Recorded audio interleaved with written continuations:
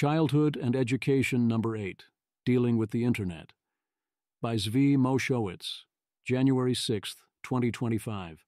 Related. On the second CWT with Jonathan Haidt, the kids are not okay. Full access to smartphones is not good for children. It's rough out there. In this post, I'll cover the latest arguments that smartphones should be banned in schools, including simply because the notifications are too distracting. And if you don't care much about that, why are the kids in school at all? Problems with kids on social media, including many negative interactions, and also the new phenomenon called sextortion. Table of contents. 1. How many notifications? 2. Ban smartphones in schools. 3. Anti-social media. 4. Screen time. 5. Cyberbullying. 6. Sextortion. How many notifications? Tanagra Beast reruns the experiment of having a class tally their phone notifications. The results were highly compatible with the original experiment. The tale, it was long. Image. The graph shows notification counts received by American high school students during a 30-minute class period in April 2024, with data separated by gender, female in pink, male in blue, and ordered from highest to lowest count, revealing an extreme range from over 200 notifications down to 0. The distribution is notably right-skewed, long-tailed, with a few students receiving hundreds of notifications, while most received very few or none, and the data includes 108 total students, 52 female, 56 male. Tanagra Beast. So right away we can see a textbook long-tailed distribution. The top 20% of recipients accounted for 75% of all received notifications, and the bottom 20% for basically 0. We can also see that girls are more likely to be in that top tier, but they aren't exactly crushing the boys. What if you asked only about notifications that would actually distract? There was even more concentration at the top. The more notifications you got, the more likely you were to be distracted by each one. Image.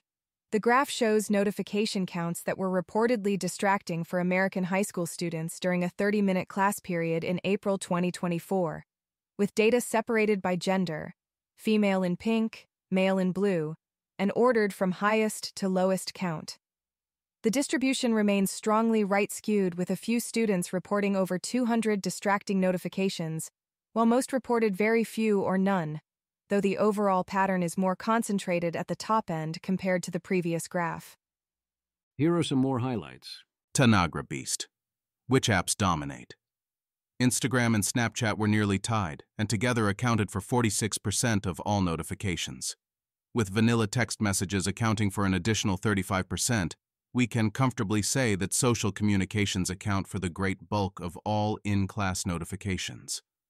There was little significant gender difference in the app data, with 2 minor apps accounting for the bulk of the variation: Ring, doorbell and house cameras, and Life360, friend/family location tracker, each of which sent several notifications to a few girls. Yeah, said girls during our debriefing sessions. Girls are stalkers. Other girls nodded in agreement. Notifications from Discord, Twitch, or other gaming-centric services were almost exclusively received by males, but there weren't enough of these to pop out in the data. The 2 top recipients, with their rate of 450 notifications per hour, or about 1 every 8 seconds, had interesting stories to tell. One of these students had a job after school, and about half their messages, but only half, were work-related. The other was part of a large group chat, and additionally had a friend at home sick who was peltering them with a continuous rant about everything and nothing, 3 words at a time. Some students who receive very large numbers of notifications use settings to differentiate them by vibration patterns, and tell me that they notice some vibrations much more than others. Official school business is a significant contributor to student notification loads. At least 4% of all notifications were directly attributable to school apps, and I would guess the indirect total, through standard texts for example, might be closer to 10 to 15%. For students who get very few notifications, 30–50% of their notifications might be school-related. Our school's gradebook app is the biggest offender, in part because it's poorly configured and sends way more notifications than anyone wants. Is our school unusually good or bad when it comes to phones? By a vote of 23-7, students who had been enrolled in another school during the last 4 years said our school was better than their previous school at keeping phones suppressed. There's still obvious room for improvement, though. I asked my students to imagine that, at the start of the hour, they had sent messages inviting a reply to 5 different friends elsewhere on our campus. How many would they expect to have replied before the end of the hour? The answer I consistently got was 4, and that this almost entirely depended on the phone strictness of the teacher whose class each friend was in. I'm on the list of phone-strict teachers, it seems. Phew. I asked students if they would want to press a magic button that would permanently delete all social media and messaging apps from the phones of their friend groups if nobody knew it was them. I got only a couple takers. There was more, but far from majority enthusiasm for deleting all such apps from the whole world. I suspect rates would have been higher if I had asked this as an anonymous written question, but probably not much higher. I asked if they thought education would be improved on campus if phones were forcibly locked away for the duration of the school day. Only one student gave me so much as an affirmative nod. Among students, the consensus was that kids generally tune into school at the level they care to, and that a phone doesn't change that. A disinterested student without a phone will just tune out in some other way. As I've mentioned before, I find phones distracting when doing non-internet activities, even when there are 0 notifications. Merely having the option to look is a tax on my attention. And as Gwern notes in the comments, the fact that a substantial minority of students would want to nuke messaging apps from orbit is more a case of that is a lot, rather than that is only a minority. Messaging apps provide obvious huge upside in normal situations outside school, so a lot of kids must see big downsides. Ban smartphones in schools. New York City may ban phones in all public schools. Julian Shenbaro and Amy Zimmer. NYC Schools Chancellor Banks previously said he's been talking with hundreds of principals, and they have overwhelmingly told him they'd like a citywide policy banning phones. "We know students need to be in communication with their parents after school," Banks said, "and if there's something going on during the day, parents should just call the school the way they always did before we ever had cell phones." He previously had said we weren't there yet, largely because bans are hard to enforce. To me, that continues to make no sense. You can absolutely enforce it. In fact, it seems much easier to me to enforce a total ban on cell phones via sealed pouches than it is to enforce reasonable use of those phones while leaving them within reach. WSJ reports many parents being the main barriers to banning phones in schools. Some strongly support bans, and the evidence here once again is strongly that bans work to improve matters, but other parents object because they demand direct access to their children at all times.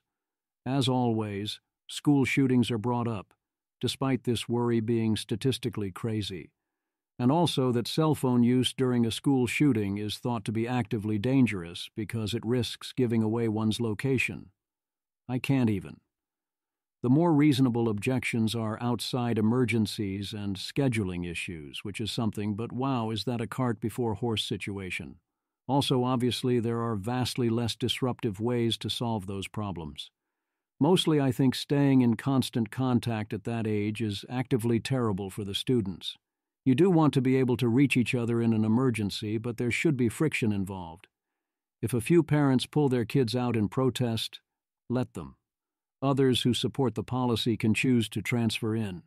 If my kids were at a school where everyone was on their phones all the time and I had a viable alternative where phones were banned, I would not hesitate. At minimum, we can let the market decide. It can be done. Here is a story of one Connecticut middle school banning phones. All 6 middle schools in Providence use them, as do 2 high schools there. Teachers say sealing phones in pouches has been transformative. Tyler Cowan reports on a new paper on the Norwegian ban of smartphones in middle schools. Here is the abstract. Abstract. How smartphone usage affects well-being and learning among children and adolescents is a concern for schools, parents, and policymakers.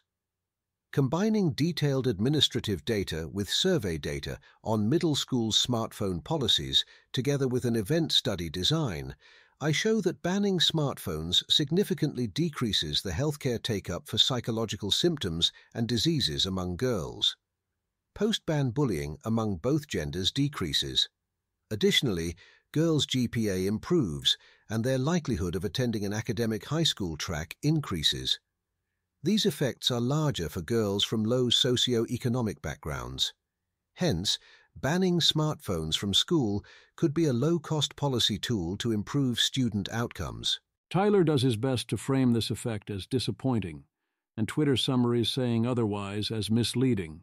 He does not link to them, although he admits he is surprised that bullying fell by 0.39 SDs for boys and 0.42 SDs for girls. Grades did not improve much, only 0.08 SDs. Of course, we do not know how much this reflects the real changes in learning. Also, as one commenter points out, phones are good for cheating.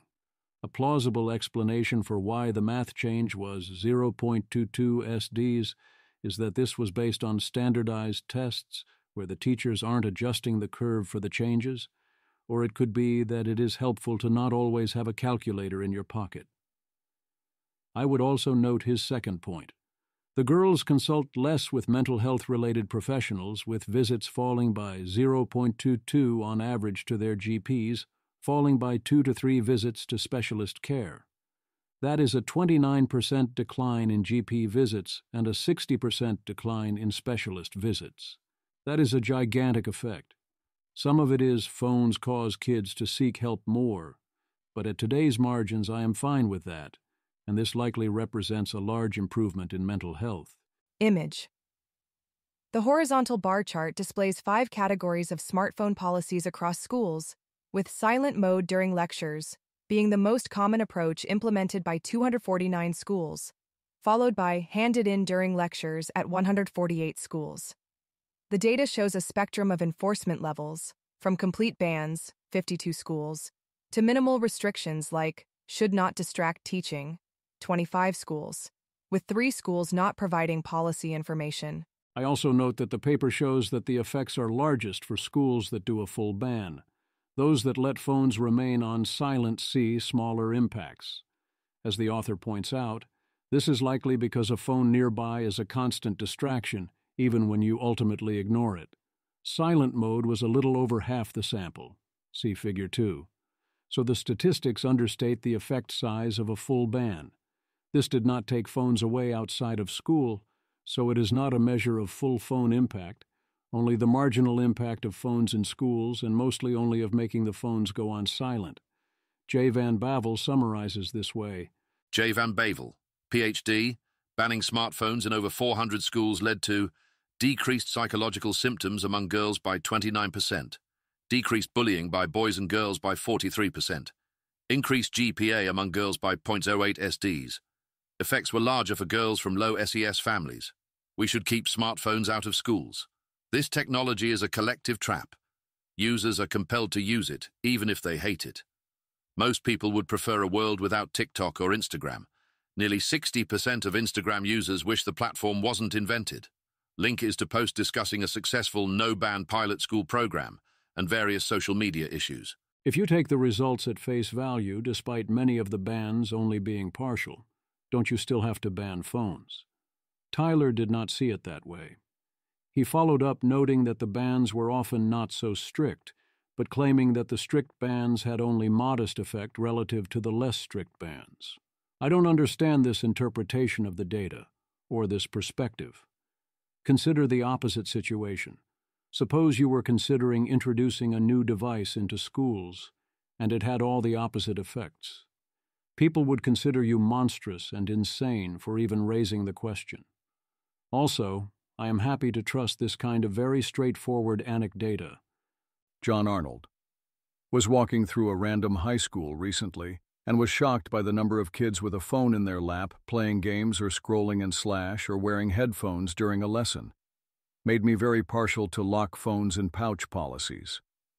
If kids constantly being on phones during class is not hurting academic achievement, then that tells you the whole send kids to school thing is unnecessary and you should disband the whole thing. That is my actual position. Either ban phones in schools or ban the schools. California Governor Newsom calls for all schools to go phone-free. Governor Newsom, the evidence is clear. Reducing phone use in classrooms promote concentration, academic success, and social and emotional development. We're calling on California schools to act now to restrict smartphone use in classrooms. Let's do what's best for our youth. In 2019, Governor Newsom signed AB 272 Muratsuchi into law, which grants school districts the authority to regulate the use of smartphones during school hours. Building on that legislation, he is currently working with the California legislature to further limit student smartphone use on campuses. In June, the governor announced efforts to restrict the use of smartphones during the school day. Leveraging the tools of this law, I urge every school district to act now to restrict smartphone use on campus as we begin the new academic year. The evidence is clear. Reducing phone use in class leads to improved concentration, better academic outcomes, and enhanced social interactions. You know what I've never heard? Someone who actually observed teenage girls using social media and thought, yep, this seems fine. I've updated towards not banning this. Anti-social media. In a given week, 13% of users of Instagram between 13 to 15 said they had received unwanted sexual advances. 13% had seen any violent, bloody, or disturbing image, which tells me nothing disturbs our kids anymore, and 19% saw nudity or sexual images that they did not want to see. John Haidt and Arturo Bejar demand that something more must be done. A lot is already being done to get the numbers this contained. Arturo Bejar, my daughter and her friends, who were just 14, faced repeated unwanted sexual advances, misogynistic comments on her body or ridiculing her interests because she is a woman, and harassment on these products. This has been profoundly distressing to them and to me. Also distressing, the company did nothing to help my daughter or her friends. My daughter tried reporting unwanted contacts using the reporting tools, and when I asked her how many times she received help after asking, her response was, "Not once." What would help look like? Would you even know if you were helped? Meta's own AI believes that she should damn well hear back, and this was a failure of the system. I was curious to see this broken down by source, so I looked at the original survey from 2021, and there is data. Image.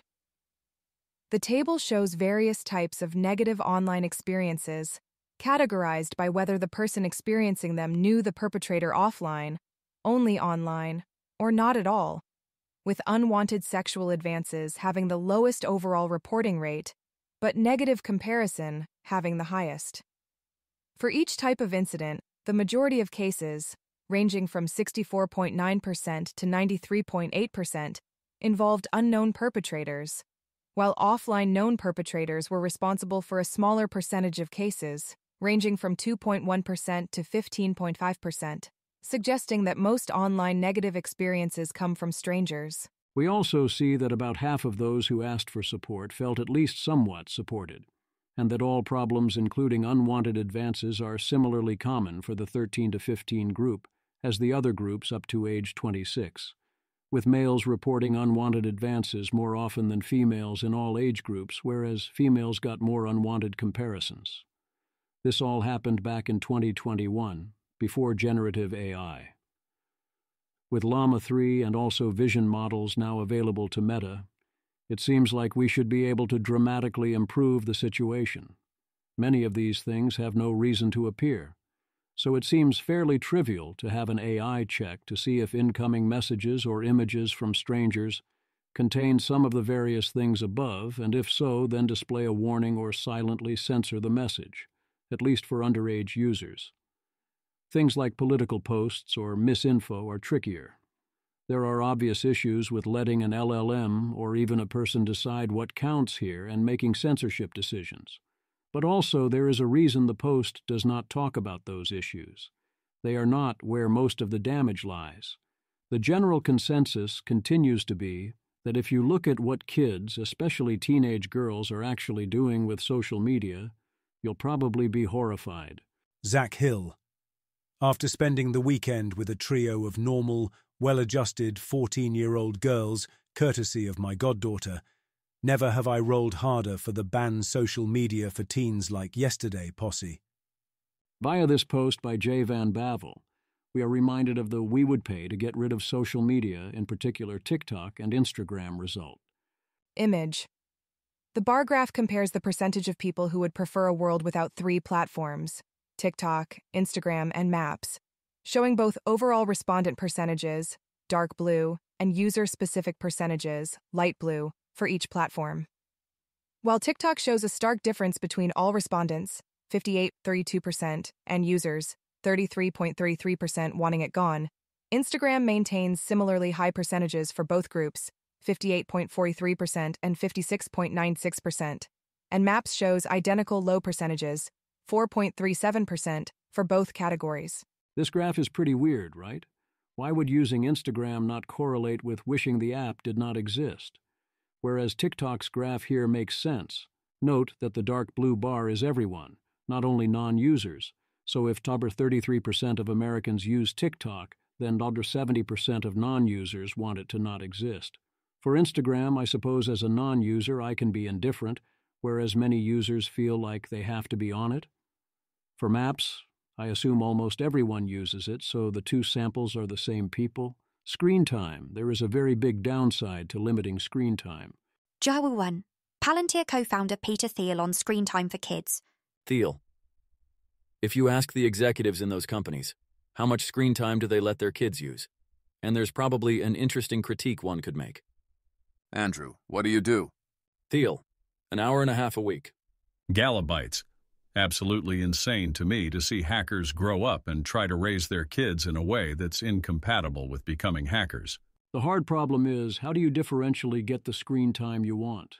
At some point, yes, you want to impose a hard cap, but if I noticed my children doing hacking things, writing programs, messing with hardware, or playing games in a way that involved deliberate practice or otherwise making good use, I would be totally fine with that, up to many hours per day. The things they would naturally do with the screens? Largely not so much.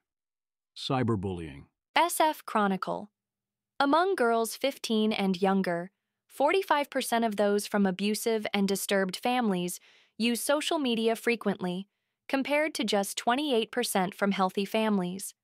Younger girls who frequently use social media are less likely to attempt suicide or harm themselves than those who don't use social media. The CDC survey shows that 5 in 6 cyberbullied teens are also emotionally and violently abused at home by parents and grown-ups.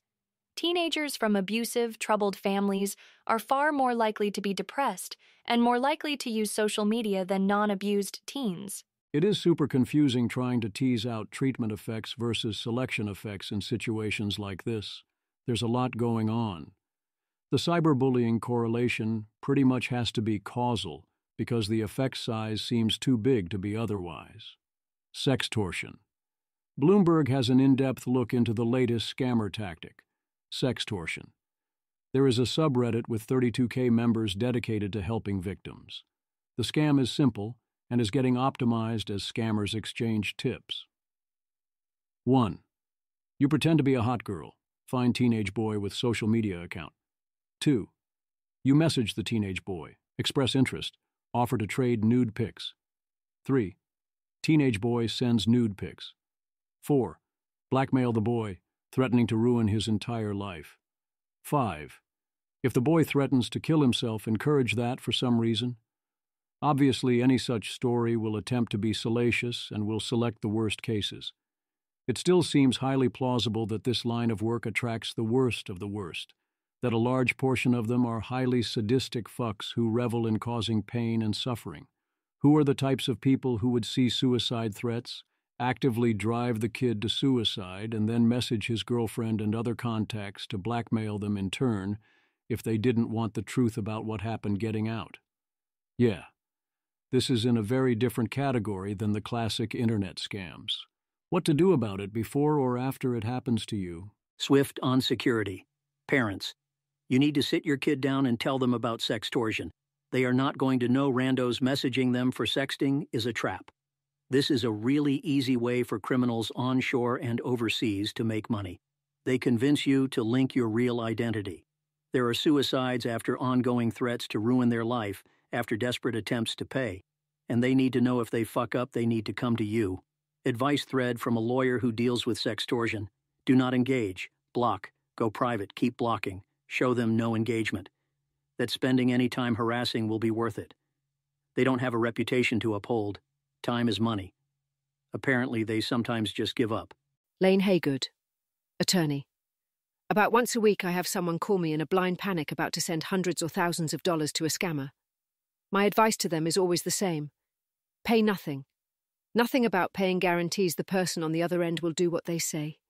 They will continue to extort you as long as you are willing to pay. The best thing to do is immediately block them. If they message you from new profiles, block, block, block. The next best thing to do is reach out to an attorney.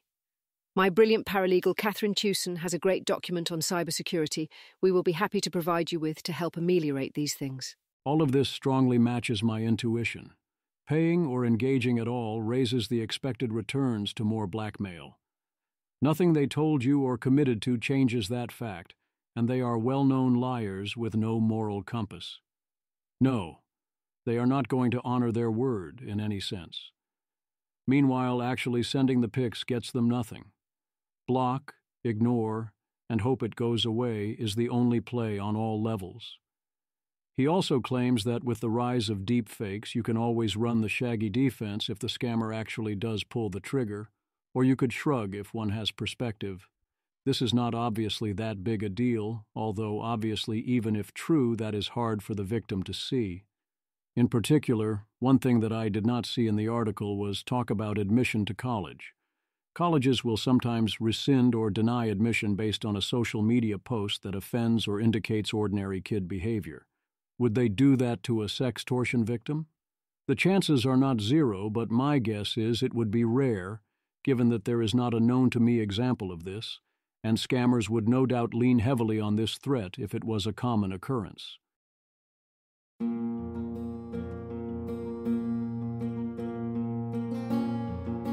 This has been an episode of the Don't Worry About the Vase podcast. If you enjoyed this podcast, please visit thezv.substack.com to support the author. If you enjoy having AI-narrated episodes, please note this is a listener-supported podcast. To receive new posts and support the cost of creation, consider becoming a subscriber at dwatvpodcast.substack.com. Thanks for listening.